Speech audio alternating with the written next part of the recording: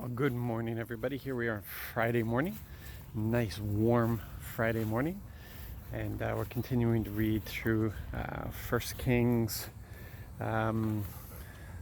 chapters 20, 21, I think. I'll double check that. It's in the title. You see what it is. Ahab is an interesting character. Right? I got to tell you that. It's more than that he was the husband of Jezebel. The word said that he was the worst king, the worst of the worst kings, that there was no king as bad as Ahab. That, he did such wicked things. He brought in gods that Israel had actually chased out nations for.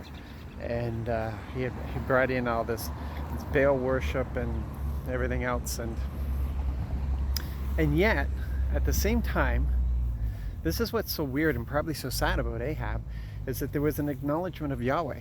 If he didn't believe that Yahweh existed, or that Yahweh was powerful, he wouldn't have listened to Yahweh's prophets. And yet, we have time and again where the prophets come in and they tell him something, such as they gave him a battle plan against an army much larger than his own, and the Lord gave him victory in it, because it was not the Lord's purpose at that time for Israel to be subjected to anybody at that time.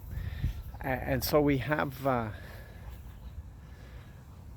this and he does this horrible, deplorable thing where he allows his wife to actually kill off somebody so he can have his plot of land. That was just terrible. And that's when Elijah got involved again, because Elijah seemed to be his nemesis, or he saw Elijah as his nemesis. And Elijah came and told him what was going to be the result of this. And Ahab actually repents. He repents. It should be a warning to us that we can have all the trappings. We can believe that God is who he says he is. And we can do exactly what Ahab did, where, I acknowledge Yahweh, but I'm going to do what I want to do. It's just this, I don't know how you get through a heart like that. That is so hard that, I believe God exists, but I don't care because I'm going to do what I want to do.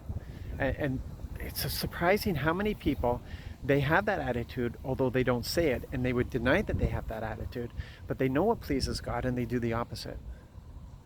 They'll come on Sunday and they'll acknowledge him, they'll worship him, but they will not live a life that pleases him.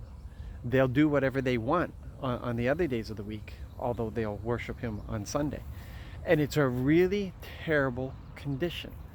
It's a terrible place to be. And we've got to check ourselves. We need time with the Lord every day, just even to check on this, to make sure that this isn't who we are becoming, that we're not acknowledging him with our lips, but our heart belongs in other places, because Jesus said that's just terrible. That we'll acknowledge that he's powerful, that we'll acknowledge that he's right, that we'll acknowledge all these things, but we won't do anything about it. We will not be governed by this. And Jesus says, if you love me, you will obey me. So love is the catalyst that brings us to that place of obedience. So if we don't love him, then we will acknowledge him, but we won't obey him, because there's no love there. That, like, I want to. I have a desire. I have an absolute desire to do what he wants. I have a desire to believe everything that he says. I have a desire to act on those things. I have a desire to live a life that pleases him, because I love him. And that's why we have to check our heart all the time, make sure it doesn't go cold. So Ahab's an interesting character. So check your heart. Make sure everything's okay. You be blessed, be encouraged, have a great day. Love you guys. God bless.